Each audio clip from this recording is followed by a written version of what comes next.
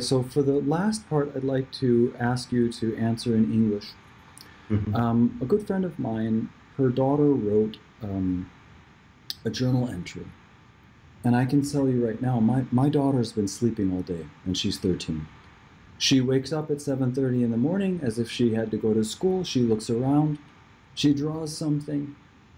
She doesn't have anybody to talk to. She's a very physical, energetic young lady, smart, funny. She hugs all her friends in the Austrian environment that's very cold. Austrians, at least her school is very cold. And I don't think that this is healthy for my daughter. But a friend of mine, her daughter wrote a journal entry that was very, very sad and asked a lot of very basic questions like, are these lockdowns even helping? Do they help anyone? And there are teenagers right now that are asking themselves, what are these adults doing? Sports are shut down. My niece and nephew. My nephew is a superstar baseball player. No, he's a catcher. He doesn't do pitching. Pitching. Yeah, hockey. Right. Their sports are closed, and I'm going to ask you to maybe make a statement for English speaking, but I'll translate it also into Latvian, for the youth, for the children that are not allowed to go to the park. In Austria, their parks are sealed off with police tape. You're not allowed to go to the park.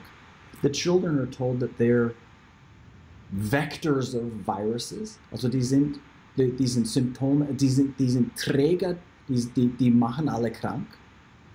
Und die sitzen zu Hause und fühlen sich schlecht und manche sind schon wirklich beim Kipppunkt, um Suizid gefährdet zu sein. Oops, I'm sorry, I switched into German. So, if it doesn't really matter. I'll if you wind up speaking English or German, I'll do the subtitles. But do you have a message for our youth? We're us adults. We seem to be messing this up a little bit. It's a little bit crazy. It's a little bit chaotic. What message do you have for the youth that's suffering, that's sad, and that may even think that this is not the kind of world that I want to live in? This is the most difficult question that I've ever been asked, because I feel depressed. I know of all these things that you said. And of course, my heart bleeds for the youth. I told you we have a 3-year-old. I have more children. I have 15-year-old, 14-year-old. And they're all suffering. Some more, some less, depending. And I tell my 14, 15-year-old, they were just here, let this inspire you to look less at your computer, your iPhone. Don't use them. Start to think more. Think about why this world has turned this way. How could it have done that? And what you can contribute towards bettering it.